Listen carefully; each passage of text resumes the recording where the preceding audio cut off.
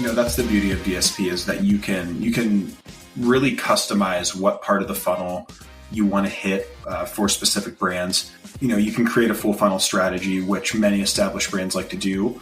A lot of smaller CPG brands that I've worked with simply want to run remarketing and leverage traffic that they've created via PPC. So, there are a lot of things you can do with the platform, and there's no one size fits all strategy across all brands, very similar to PPC as well. Hello, everyone. Welcome to Better Advertising with Better AMS, a show where we talk e-commerce and Amazon advertising and PPC. My name is Justin Knuckles, and I am your host along with my co-host, Destiny with Sean. That you heard just before me was a sneak peek of my conversation with Adam Mellett from that Better AMS team.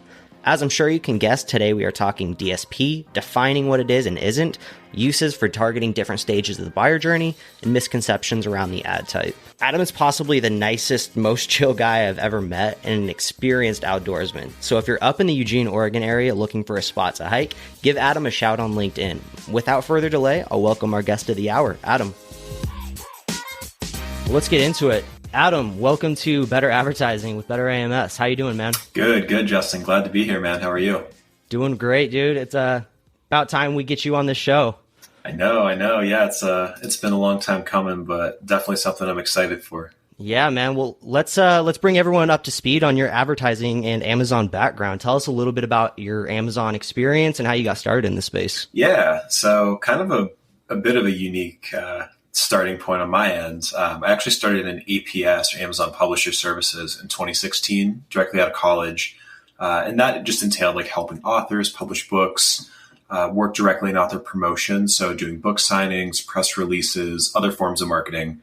And then we also wrote listings for authors. So after about 2 years, I made the switch to the product side. And that was in 2018, I believe.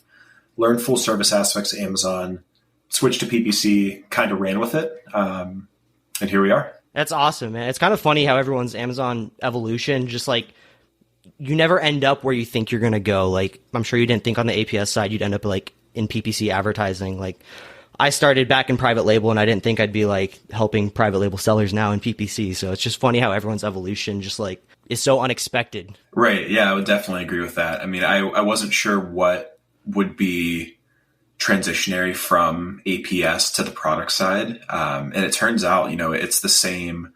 A lot of it is like the same concepts, right? Like marketing, you're going to market a book in very similar ways that you market a product. So, it was, I wouldn't necessarily say a simple transition, but, I was able to leverage a lot of what I learned on the APS side. Yeah, that's definitely a unique origin story. I don't think many people have kind of the APS background. Yeah, I think it's fading. A little bit about your PPC background specifically, dude. How long you been doing PPC, and specifically about DSP, which we're going to get into today. You are kind of the team Better AMS king of DSP, I think. So how long you been doing that? Yeah, I would say probably about 4 years on the PPC side. DSP probably closer to 2 or 3. I focused predominantly on just learning the basics of PPC, and just coming down through that until we got to an advanced level and I was comfortable, really navigating and speaking on accounts and auditing and things like that. DSP kind of came after the fact, and was a bit steeper of a learning curve, right? It's a lot more specific, among other words. So, it has the potential to spend a lot if things aren't set up correctly. So, I was very patient with myself, and I had a great team, great supporting cast at the time who I was working directly with in learning DSP. So, yeah, I mean, as with all things Amazon, I'm sure it's evolved over just the time you've been working within DSP. So I know myself just getting into DSP, I'm sure I have it much easier than you did back in the day. So let's bring everyone up to speed who's not familiar with DSP, man. Can you give us a little bit of background? Like, what is DSP for those who have never heard of it, or maybe just have heard the acronym and that's it? Yeah, so DSP is Amazon's demand-side platform.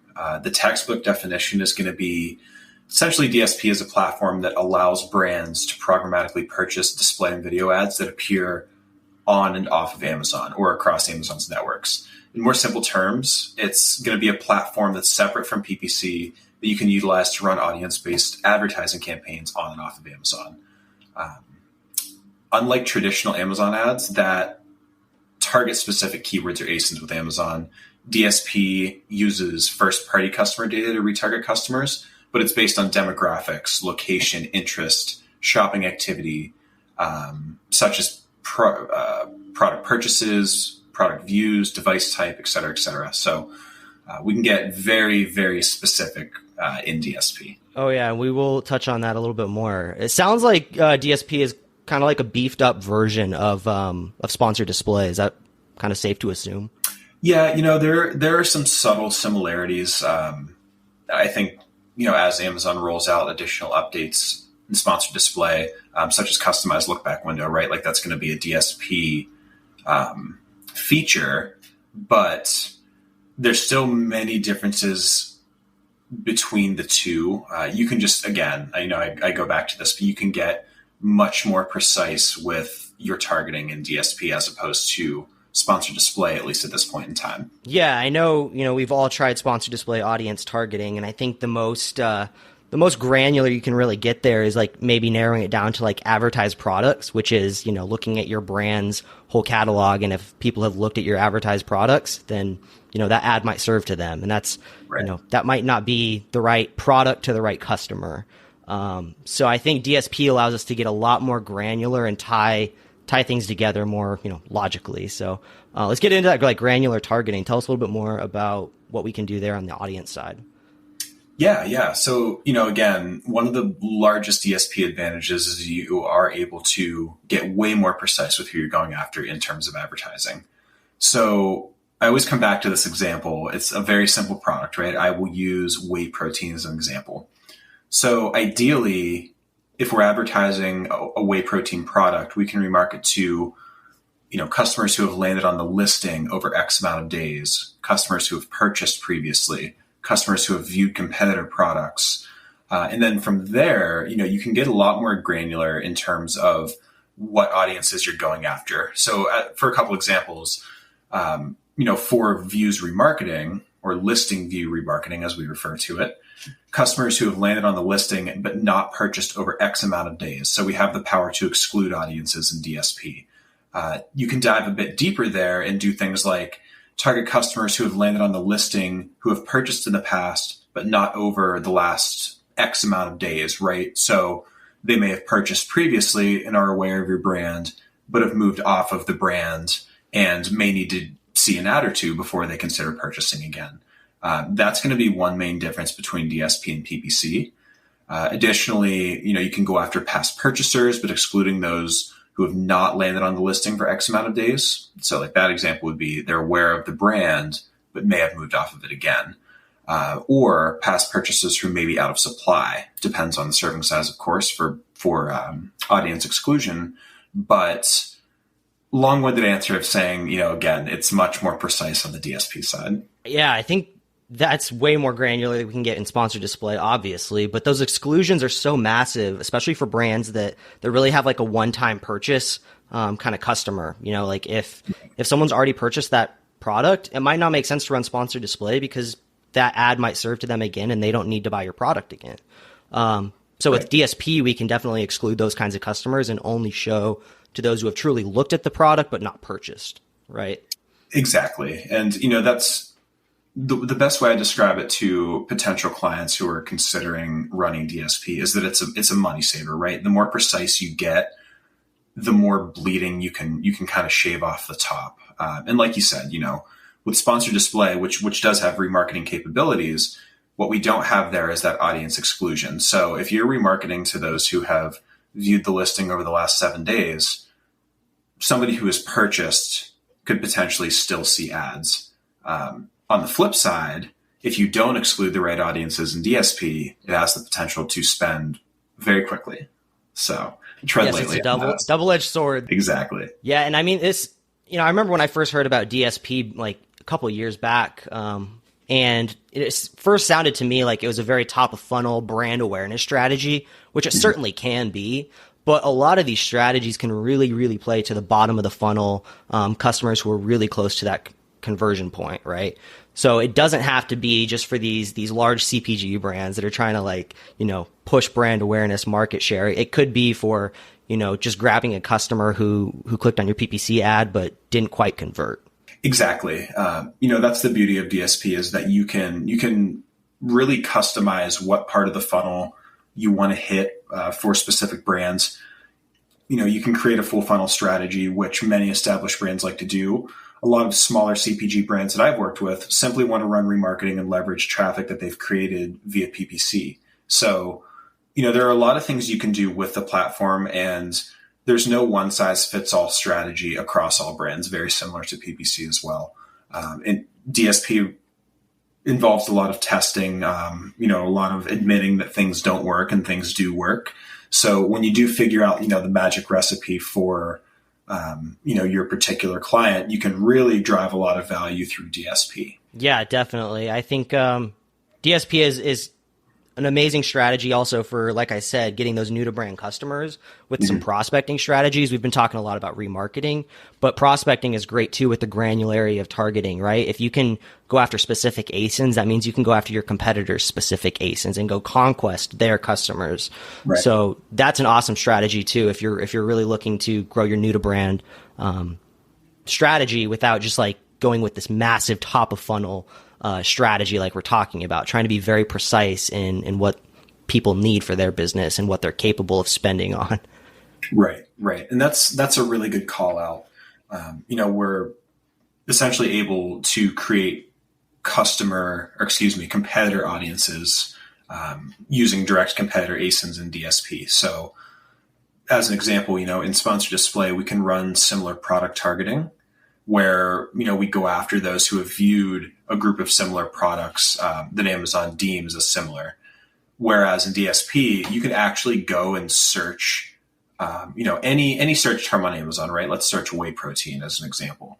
We can pull any ASIN that we want or a group of collective ASINs off of the search engine results page, create custom competitor view through audiences with those ASINs, and then remarket to those who have viewed those ASINs but haven't purchased from our brand. So just another example of ways that you can get a lot more specific in DSP. Yeah. DSP isn't just all remarketing. There's definitely other ways you can utilize the data there. And I think going back to where we first started, talking about Amazon's first party data, I think this is why it's so awesome for even people that don't sell products on Amazon to use DSP. We're talking a lot about ASIN targeting, but I mean, just their audience targeting is pretty awesome. You can get as granular as certain types of car owners or certain types of, interest groups. Like I think it makes sense why, these big insurance companies are running ads on Amazon using all this data. I agree. And that's a perfect point. We've talked a lot about remarketing, of course. That is something we like to leverage quite a bit, but there are a ton of lifestyle in-market audience segments that you can go after directly in the DSP that can really work for awareness plays for particular brands. Of course, tread lightly here again because it's very top funnel. So, while it may not convert well, that's not going to be your main KPI for those strategies. It's about setting expectations and knowing what to expect when you dive into DSP and set things up. Budget allocation is going to be a huge factor in how you perform in DSP as well. So, yeah, I think the budgeting is a great topic of DSP too. The way in which we can, pace a campaign, daily spend, and even like catch up factors, right? Like if you're underpacing in a campaign, like you can put a catch up factor on that. So there's a lot of even just budget controls, not just like audience and targeting controls. Right. Yeah. There's a lot of levers that you have to pull in DSP to make things function as they should. Something as simple as a budget cap can prevent an order from spending haphazardly. It's going to depend on the brand preference and ultimately the manager preference, who's managing that specific account. But yeah, great point, Justin. You can really pull a lot of levers on the budget side in DSP. Definitely. It can be very complex, which is, why I think, having a DSP expert like yourself managing these kinds of things is awesome for these brands. But if brands are not able to work with an agency, like what does it take to be able to get into DSP and start working with this ad type? Yeah. So first I want to hit on a big misconception that, you have to be an Amazon seller to use DSP. I know you had lightly mentioned that here a couple minutes ago, but you do not have to be an Amazon seller to use DSP. Brands can actually use DSP to do things like direct shoppers to their website, for instance. There's a lot of different things you can do there, but ultimately there are two ways to run DSP. You can run DSP self-serve, which does require a minimum budget of $35K. So if you want to approach Amazon, you say, I want to run DSP, it's a $35,000 required budget. The second option is to work with a required partner agency that manages a considerably larger monthly ad budget. And this is typically achieved by managing ad spend for multiple clients, right? So by going through a required partner agency, you aren't going to have to meet that $35K minimum.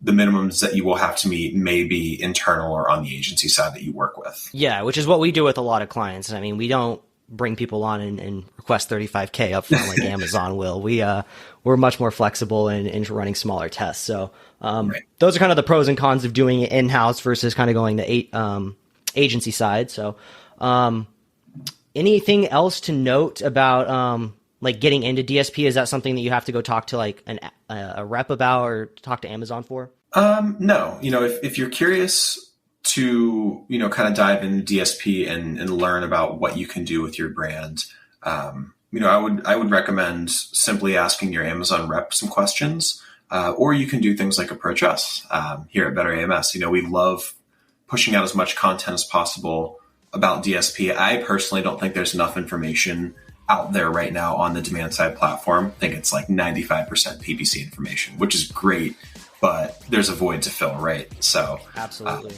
If you guys have questions, absolutely feel free to approach us. Yeah, this is only really, the starting point of all DSP. So we could put out numerous episodes, I think, on DSP if we really get into it.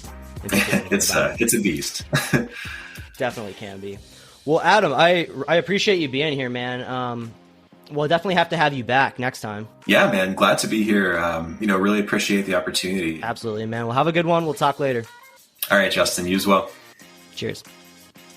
Thank you again for supporting the show as we are getting off the ground with these first couple episodes.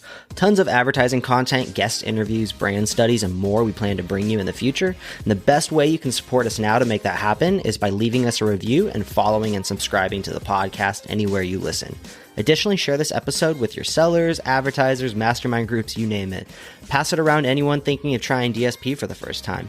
Also, be sure to follow myself, Justin Knuckles, and my co-host Destiny with Sean on LinkedIn, and let us know what you'd like to hear more of on the show in future episodes. I'll catch you all next time, but for now, take care.